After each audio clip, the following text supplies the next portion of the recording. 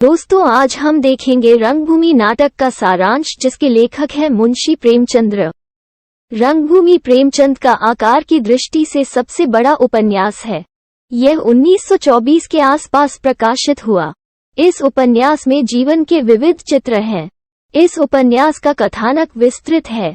इसमें मुख्य कथा के साथ साथ गौण कथाएं हैं। शंभुनाथ ने लिखा है कि रंगभूमि में कुछ बड़े घरानों कुंवर भरत सिंह और रानी जाह्नवी, राजा महेंद्र कुमार और इंदु विनय और सोफिया, मिस्टर और मिसेज जानसेवक की कथा विस्तार से है। लेकिन मुख्य है एक अंधे भिखारी सूरदास की कथा। अन्याय के खिलाफ उसके प्रतिरोधात्मक संघर्ष की कथा है। सूरदास के पास 10 बीघे जमीन का टुकड़ा है।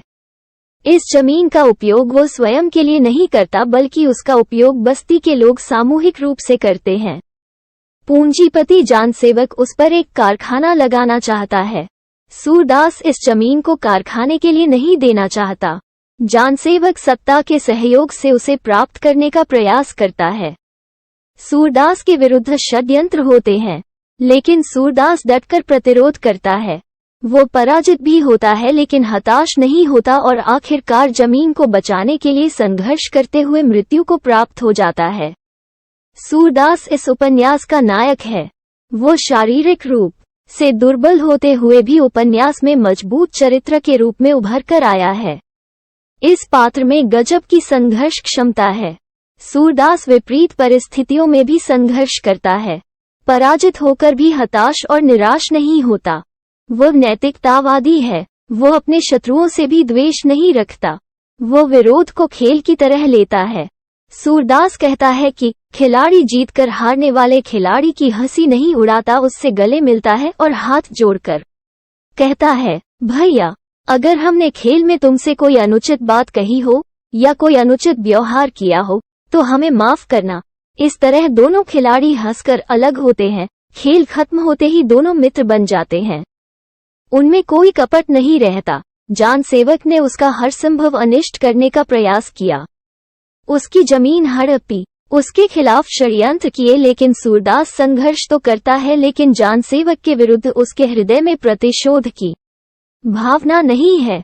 सूरदास जब मरणासन अवस्था में होता है, जानसेवक उससे मिलने जाता है तो सूरदास उससे कहता है कि मेरा तो आपने कोई अहित नहीं किया। मुझसे और आपसे दुश्मनी ही कौन सी थी। हम और आप आमने सामने की पालियों में खेले। आपने भरसक जोर लगाया, मैंने भी भरसक जोर लगाया। जिसको जीतना था जीता, जिसको हारना था हारा। खिलाड़ियों में बैर नहीं होता। खेल में रोते तो लड़कों को भी लाज आती है। खेल में चोट लग जाए, चाहे जान निकल जाए, पर बैर भाव न आना चाहिए। मुझे आपसे कोई शिकायत नहीं है। इसके उत्तर में जानसेवक का ये कथन सूरदास के उदात्त चरित्र को ही दर्शाता है। सूरदास, अगर इस तत्व को, जीवन के इस रहस्य को मैं भी तुम्हारी भांति समझ सकता तो आज यह नौबत न आती। मुझे याद है, तुमने एक बार मेरे कारखाने को आग से बचाया था। मैं तुम्हारी जगह होता तो शायद आग में और तेल डाल देता। तुम इस संग्राम में निपुण हो सूरदास, मैं तुम्हारे आगे निरा बालक हूँ। लोकमत के अनुसार मैं जीता और तुम हारे, पर मैं जीतकर भी दुखी हूँ। तुम हार कर भी सुखी हो। तुम्हारे नाम की पूजा हो रही है। मेरी प्रतिमा बनाकर लोग जला रहे हैं। मैं धन, मान, प्रतिष्ठा रखते हुए भी तुमसे सम्मुख होकर न लड़ सका। सरकार की आड़ में लड़ा। मुझे अब अवसर मिला। मैंने तुम्हारे ऊपर कुटिल आघात किया। इसका मुझे खेद है। रंगभूमि उपन्यास में सूरदास के अलावा बहुत से पात्र अपनी सशक्त उपस्थिति दर्ज कराते हैं। सोफिया इसी तरह की एक पात्र है। वो जानसेवक की पुत्री है, लेकिन उसका चरित्र अपने माता पिता से एकदम अलग है। वो स्पष्ट कहती है कि धर्म के विषय में मैं कर्म को वचन के अनुरूप ही रखना चाहती हूँ। दोनों में एक ही स्वर निकले। धर्म का स्वांग भरना मेरी क्षमता से बाहर है। आत्मा के लिए मैं संसार के सारे दुहक झेलने को तैयार हूँ। अगर मेरे लिए इस घर में स्थान नहीं है तो ईश्वर का बनाया हुआ विस्तृत संसार तो है। कहीं भी अपना निर्वाह कर सकती हूँ। मैं सारी विडंबनाएं ये लूंगी। लोक निंदा की मुझे चिंता नहीं है, मगर अपनी ही नजरों में गिरकर मैं जिदा नहीं रह सकती। अगर यही मान लूं कि मेरे लिए चारों तरफ से द्वार बंद हैं, तो भी मैं आत्मा को बेचने की अपेक्षा भूखों मर जाना कहीं अच्छा समझती हूँ। इस उपन्यास में जानसेवक एक महत्वपूर्ण पात्र है। वो सूरदास की जमीन पर कारखाना लगाना चाहता है। वो शुद्ध व्यापारी है। इंद्रनाथ मदान ने उसके संबंध में लिखा है कि जानसेवक उदीयमान भारतीय पूंजीवाद का प्रतिनिधि है। निर्लस, कर्मठ, उन्मेषशालिनी, बुद्धियुक्त, निर्दय, अवसर का ज्ञाता। जैसे बाज जितना भी ऊपर उड़े, उसकी निगाह शिकार पर रहती है, उसी प्रकार उसकी दृष्टि मुनाफे पर रहती है।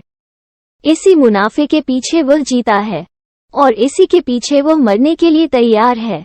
इसके पीछे वो लड़का छोड़ता है, लड़की छोड़ता है, सबको छोड़ने के लिए तैयार है, बशर्ते कि मुनाफा हो।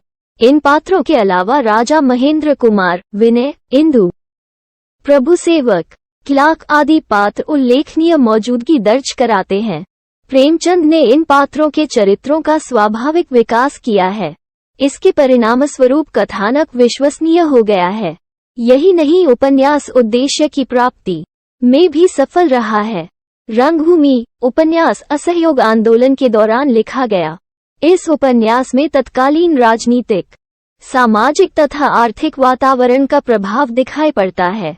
उपन्यास में संघर्ष के व्यापक चित्र मौजूद हैं। अंग्रेज और भारतीय हुक्मरानों के वास्तविक क्रियाकलापों और चरित्रों की यथार्थ अभिव्यक्ति हुई है। कुछ लोगों के हितों की पूर्ति के लिए जनसामान्य साथ अन्याय का वातावरण देखने को मिलता है। सरल शब्दों में कह सकते हैं कि व्यवस्था साधन संपन्न वर्ग के हितों की पूर्ति में सहायक है। रंगभूमि में संवादों का अच्छा उपयोग हुआ है। ये संवाद कथानक को तो गति प्रदान करते ही हैं, साथ ही साथ पात्रों के चरित्र को स्पष्ट करने में सहायक हैं। इसके अतिरिक्त परिस्थितियों और षड्यंत्रों का भी पर्दाफाश करते हैं। प्रेमचंद की लोकप्रियता में उनकी भाषा का भी योगदान है। उन्होंने जनसाधारण की भाषा को साहित्यिक स्वरूप प्रदान किया।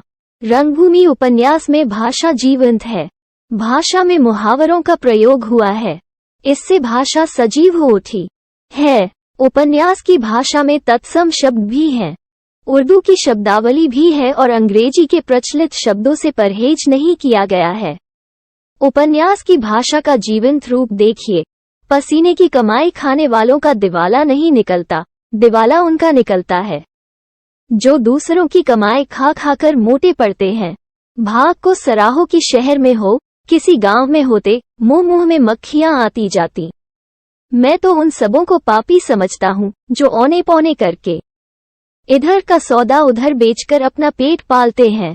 सच्ची कमाई उन्हीं की है जो छाती फाड़कर धरती से धन निकालते हैं। उपन्यास में विभिन्न शैलियों का प्रयोग हुआ है। उपन्यास में कहीं वर्णनात्मक शैली है, कहीं भावात्मक शैली तो कहीं विचारात्मक शैली। शैली की यह विविधता उपन्यास को प्रभावशाली बनाती है। विचारात्मक शैली का एक उदाहरण दृष्टव्य है। मैं उस समय तक साम्यवादियों का साथ न दूंगा जब तक मन में यह निश्चय न कर लूं कि अपनी संपत्ति त्याग दूंगा। मैं वचन से साम्यवाद का अनुयायी बनकर कर्म से उसका विरोधी नहीं बनना चाहता। कर्म और वचन में इतना घोर विरोध मेरे लिए असह्य है। मैं उन लोगों को धूर्त और पाखंडी समझता हूँ जो अपनी संपत्ति को भोगते हुए साम्य की दुहाई देते फिरते हैं।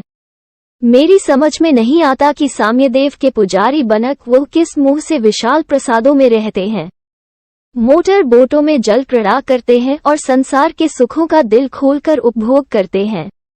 अपने कमरे में फर्श हटा देना और सादे वस्त्र पहन लेना ही साम्यवाद नहीं है।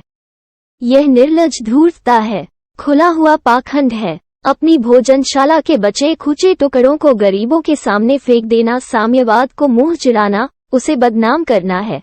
रंगभूमि उपन्यास के माध्यम से प्रेमचंद एक और ब्रिटिश सरकार, सामंत और पूंजीपतियों के परस्पर संबंध को दर्शाते हैं तो दूसरी ओर इनके द्वारा साधारण आदमी के साथ किए जा रहे अन्याय के विरुद्ध उसके संघर्ष को चित्रित करते हैं। आम आदमी का ये संघर्ष हमें हताशा और निराशा से बाहर निकालता है। यह इस बात पर लगाम लगाता है कि अब कुछ नहीं किया जा सकता। अगर व्यक्ति में संघर्ष क्षमता है तो हार कर भी वो लक्ष्य से विमुख नहीं होता। इस उपन्यास पर विचार करते हुए प्रो शून्य शंभुनाथ ने लिखा है कि प्रेमचंद सूरदास के माध्यम से जनता के राजनीतिक आर्थिक संघर्ष का एक नया रास्ता खींचना चाहते थे, इसलिए उनकी दृष्टि समाज के सबसे गरीब आदमी पर पड़ी। पास में जब संघर्ष का कोई हथियार या संगठन न हो, गरीब आदमी अत्याचारों का मुकाबला आखिरी दम तक किस प्रकार करें। उपन्यास का नायक सूरदास बतलाता है। उन्होंने लिखा है कि सूरदास भारतीय कृषक सर्वहारा का ऐसा सामान्य परंतु गौरवपूर्ण चरित्र है जो सदियों तक किसी न किसी प्रकार प्रेरित करता रहेगा। हार हार कर भी वो हर बार जीत का खेल खेलेगा। यह उपन्यास इस तथ्य की ओर भी संकेत करता है, लोगों को प्रेरित करता है कि विपरीत परिस्थितियों में भी मानवीय मूल्यों पर चलते हुए संघर्ष किया जा सकता है।